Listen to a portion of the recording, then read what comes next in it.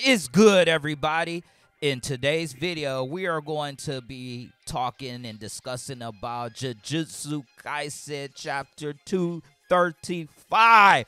I am so freaking hyped for this chapter because, man, let me tell y'all, Gege Akutami has been doing their thing on this show, man. So how this chapter begins with Gojo completely growing back his right hand as Agito gets crushed to death.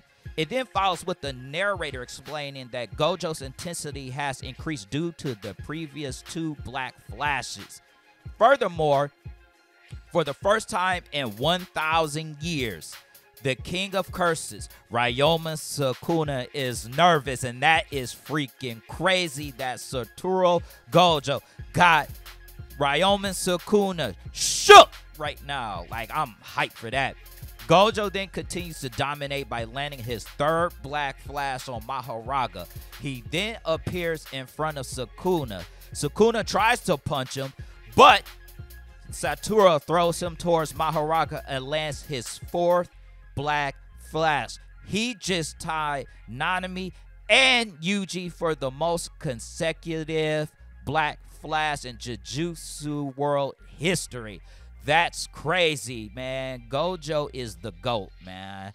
Mahoraga protects Sukuna by blocking it, but both get thrown away due to the force of Gojo's black flash. Satoru Gojo then begins chanting his next attack. It is then told to us about the spark that is the cursed energy that swells up in a sorcerer just before activation of a cursed technique.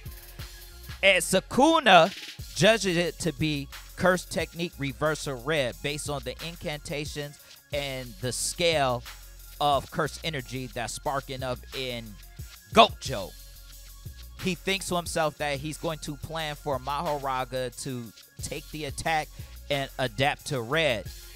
But to his surprise, suddenly, Gojo doesn't shoot at him or Mahoraga. He shoots it in the air. Sensing something is wrong, Sukuna screams for Mahoraga to act quickly, and Mahoraga rushes towards red. The thing about what Mahoraga is doing is that because he's a Shikigami, he's only thinking about destroy, destroy, destroy. And red is on his way to merge with blue. And Sukuna is actually in a panic right now. So as he's ordering Mahoraga to stop red, Mahoraga switches from red to blue because Mahoraga has already adapted to blue, and it decided that blue would be the better option for it because of its adaptation. But this also backfires on Mahoraga because blue attraction force indiscriminately attracts anything, even Satoru Gojo. But because Mahoraga has already adapted to it, it doesn't feel its attraction force, and Satoru Gojo uses the attraction force to get in front of Mahoraga and blue and uses that to knock Mahoraga away from blue. And Sukuna attacks red using Max Elephant in the stance of the piercing blood. And when Satoru hits Sukuna, he tells Gojo that it was too late because he already launched the attack. But Gojo, our boy, calmly just does an enchantment, and for a short period of time it enhances blue, and it uses its attraction force to pull in Max Elephant's attack to hit blue instead of stimulating red, which obviously is pretty dope that he actually did that. And he continues his chanting for Hollow Purple, and it switches back to the students where Yuta apologizes to Kusakabe because if he had entered the battlefield, he would have become a hindrance, and Gojo wouldn't have ever been able to pull this off. We switch back to the battlefield where Gojo then says Hollow Technique Purple because the red and the blue merge, and it's an imaginary mask, and it blasts everything in its vicinity, including himself, where we see Mahoraga's will being destroyed. And the aftermath shows parts of the city being destroyed and Sukuna ragged and torn apart. And Sukuna's missing his left hand.